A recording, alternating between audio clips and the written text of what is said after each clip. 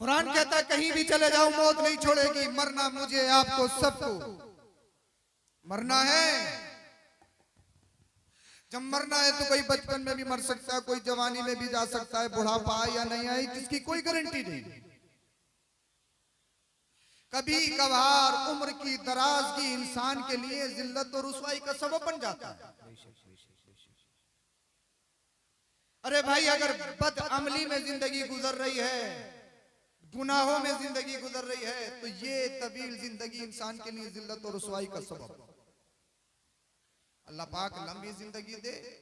अगर इंसान लंबी जिंदगी में नेक काम करे तो ये फिर उसकी तकरीम और एहतराम का सबब है।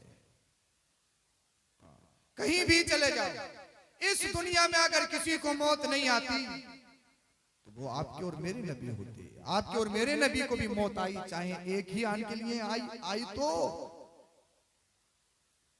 आई, मौत आई, एक ही आन के लिए आई, मगर आई तो पता ये चला मैं हूं, आप हो, कोई भी हो, दुनिया का कोई भी इंसान हो, मरना है, आखिर मौत है, आखिर मौत है, आखिर मौत है। मगर ये रोजमर्रा के जो हालात देख रहे हैं, मसलन हमारे शान आलम साहब इस दुनिया को अलविदा कहकर चले गए, हमें दागे मुफारकत दे के चले गए, छोड़ के चले गए। बाप परेशान, माँ परेशान, भाई परेशान, दोस्त अहबाब परेशान। हमें भी सुन के बहुत ज्यादा तकलीफ हुई, एहसास हुआ, दर्द हुआ। आज भी एहसास, तकलीफ, दर्द होता है। मगर जब जब हमारे घरों में दर्द, परेशानी, मुसीबत के पहाड़ टूटे, शरीयत का दामन नहीं छोड़ना है। शरीयत के दामन को कभी नहीं छोड़ना है। आप अपने और मेरे नबी की जिंदगी तो देखें। अल्लाह के रसूल सल्लल्लाहु अलैहि वसल्लम इस दुनिया में तशरीफ ला रहे हैं तो यतीम होकर। आपने अपने वालिद का चेहरा ही नहीं देखा। मुझे बताइए, अगर अल्लाह चाहता तो क्या आपके वालिद आपके हयात में जिंदा नहीं रह सकते थे क्या? नहीं, आप बुर्रे यतीम बन के तशरीफ ला रहे हैं। महबूब, अगर मैं चाहूं तो तेरे वालिद को बाहयात रखूं, मगर नहीं, मेरी मंशा है, मेरी मर्जी है। तो इस दुनिया में जाए तो यतीम बनकर जाए। सबसे पहली बात तो यह है कि तेरे दिल में यतीमों का दर्द पैदा हो। और दूसरी बात यह है, जब किसी के बाप का किसी के ऊपर से सहारा उठ जाए, जब किसी का बाप अपने छोटे छोटे बच्चों को छोड़ के चला जाए, तो आहो भूखा करने से पहले, गिरेबान फाड़ने से पहले, बालों को नोचने से पहले, इस्लाम की खिलाफ वर्जी करने से पहले, अपने आप को तोड़ने से पहले, महबूब तेरी जिंदगी को देख ले, मेरी उम्मत को जीने का तरीका आ जाएगा कि अल्लाह ने अपने हबीब को दुर्रे यतीम बनाकर भेजा।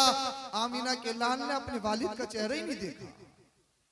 थोड़े बड़े हुए, 6 साल की उम्र शरीफ हो गई, आपकी वालदा भी छोड़ के चली गई। जानते हो कहां? एक रास्ते में, पहाड़ी में। अल्लाह अकबर। अब आप सोचिए, आका करीम सल्लल्लाहु अलैहि वसल्लम ने अपने नन्हे नन्हे मुबारक पाकीज़ा हाथों से अपनी वालदा की कब्र कैसे खोदी होगी। चचा नहीं, दादा नहीं, खानदानी नहीं, एक रास्ते में आपकी वालदा दादे मुबारक करती गई। महबूब, ये इसलिए हो रहा है ताकि तेरी उम्मत को जीने का तरीका आ जाए। अल्लाह की बारगाह में जो जितना करीब होता है, वो गमों से, परेशानियों से इतना ही ज्यादा गुजरता है।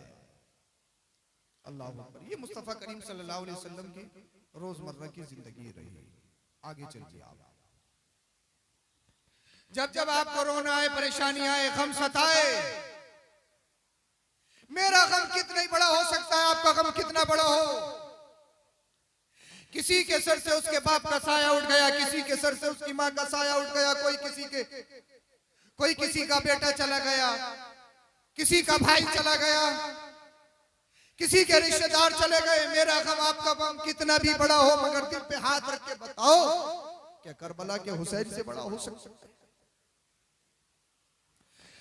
आका करीम सल्लल्लाहु अलैहि वसल्लम के प्यारे नवासे सैयदना इमाम हुसैन रज़ी अल्लाह ताला अन्हु जब करबला के मैदान में गए, आपकी उम्र शरीफ तकरीबन 56 साल कुछ बाकी थी, और आपके दाढ़ी और सर के बाल पूरे के पूरे काले थे। एक एक करके अल्लाह की राह में कुर्बान भतीजे, भांजे, रिश्तेदार अहबाब सामने से कुर्बान। और जवाब बिल आखिर सिब्ते रसूल, हम शबीए पैगंबर, हम शबीए मुस्तफा, इमाम अली अकबर, जिनका चेहरा देख के नाना जान की याद आ जाए, मुस्तफा करीम की याद आ जाए, जिन्हें हम शबीए पैगंबर कहा जाता, जिन्हें हम शबीए मुस्तफा कहा जाता। मुस्तफा करीम सल्लल्लाहु अलैहि वसल्लम की तस्वीर कामिल क्लास में गए, यजीदियों से लड़े, यजीदियों ने वार किया, पुकारा या बता या बता या बता, मेरे वालिद मुझे संभालिए, मेरे वालिद मुझे संभालिए।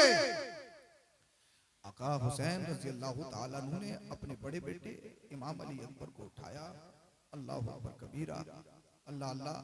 आका इमाम हुसैन रज़ी अल्लाह अन्हु के बड़े साहबजादे सैयदना इमाम अली अकबर रज़ी अल्लाह ताला अन्हु शहीद हो गए, दागे मुफारकत देकर चले गए। आका इमाम हुसैन रज़ी अल्लाह ताला अन्हु ने अपने बड़े बेटे का लाशा अपने कांधे पे उठाया और उठाकर खैमे की तरफ ला रहे थे। किसी ने पूछा ये आने वाला कौन है? बताया ये सिब्ते रसूल सैयदना इमाम हुसैन इमाम अली मुकाम रज़ी अल्लाह ताला अन्हु हैं। कहा इनके कांधे पे किसका लाशा है?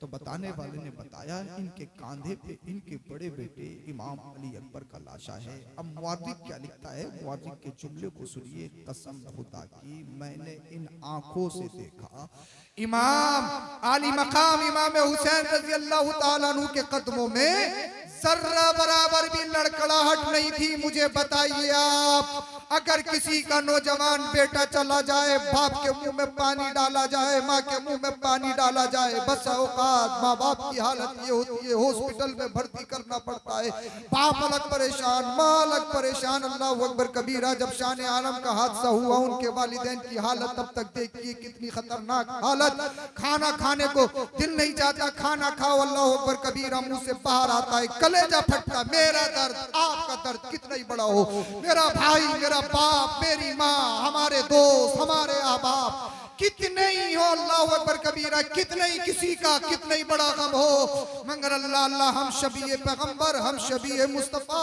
सिब्ते रसूल सैयदना इमाम अली मकाम रज़ी अल्लाह ताला अन्हु ने जब अपने बड़े बेटे को उठाया, कांधे पे एक बाप अल्लाह अकबर कबीरा अपने बेटे का लाशा ला रहा है, अल्लाह अल्लाह, लेकिन पहाड़ की तरह पैर जमे हुए हैं, सब्र इस्तिकलाल का पहाड़ बने हुए हैं।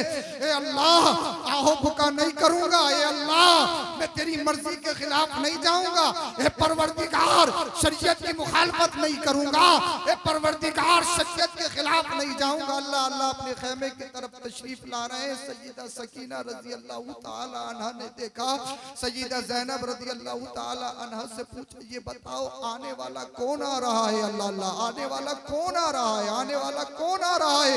आपने इरशाद फरमाया अपनी भतीजी से, भतीजी सकीना सुनो सुनो, ये मेरे भाई इमाम हुसैन आ रहे हैं। अल्लाह अल्लाह, मेरे बाबा जब करबला के मैदान में आए थे, उनके दाढ़ी के बाल, सर के बाल सारे के सारे काले थे। अब इमाम हुसैन रज़ी अल्लाह ताला जब अपने बड़े बेटे इमाम अली अकबर को अपने कांधे पे उठा कर ला रहे हैं, तो किताबों में लिखा है सर और दाढ़ी के सारे बाल सफेद हो चुके थे। सैयदा ज़ैनब कहती है अल्लाह अल्लाह, मेरे भाई को गमों ने बूढ़ा कर दिया, मेरे भाई को गमों ने नढाल कर दिया, मगर हिस्ट्री गवाह है, तारीख शाहिद है। क्या कोई बता सकता है अहले बैत अतहार की खवातीन की आवाज़ें खैमों से बाहर निकली हो, उन्होंने अपने दुपट्टों को फेंका हो, उन्होंने अपने बालों को नोचा हो, उन्होंने अपने पर्दों की तौहीन की हो? क्या कोई बता सकता है? अल्लाह अल्लाह, इमाम अली अकबर को दे दिया, अली असगर को दे दिया, उन्हों मोहम्मद को दे दिया, कासिम को दे दिया, 72 जानिसारों को दे दिया। ए महबूब, मैं तेरे खानदान में इतना बड़ा इम्तिहान इसलिए ले रहा हूँ ताकि तेरी उम्मत को जीने का तरीका आ जाए। किसी के यहाँ पर कितना बड़ा गम आ जाए तो गमों से मुकाबला करके एक ही बात कहे, इन्ना लिल्लाहि व इन्ना इलैहि राजिऊन। ए अल्लाह, जिंदगी तेरे लिए है, जब तक जिएंगे तेरा नाम लेके जिएंगे, मरेंगे तो तेरे नाम पर मरेंगे। नारे तकबीर, नारे रिसालत, नारे हैदरी, नारे गौसियत, मसलके आला हजरत हुजूर सय्यद अफरोज मियां साहिब किबला जलसे ईसाले सवाब जिंदाबाद जिंदाबाद सुभान अल्लाह। जब जब अपने अजीज की याद आए, करबला के मैदान को याद करो। जब जब तुम्हें अपने बेटे की शहजादे की दोस्तों अब आपकी याद आए, करबला का मैदान याद करो, बुजुर्गों की जिंदगी याद करो। बड़े बड़े मुश्किल दौर बुजुर्गों की जिंदगी में गुजरे हैं। मैंने एक बात आपको बताई, अगर मौत किसी को नहीं आती तो आपको और हमारे नबी को नहीं आती। आई चाहे एक ही आन के लिए आई।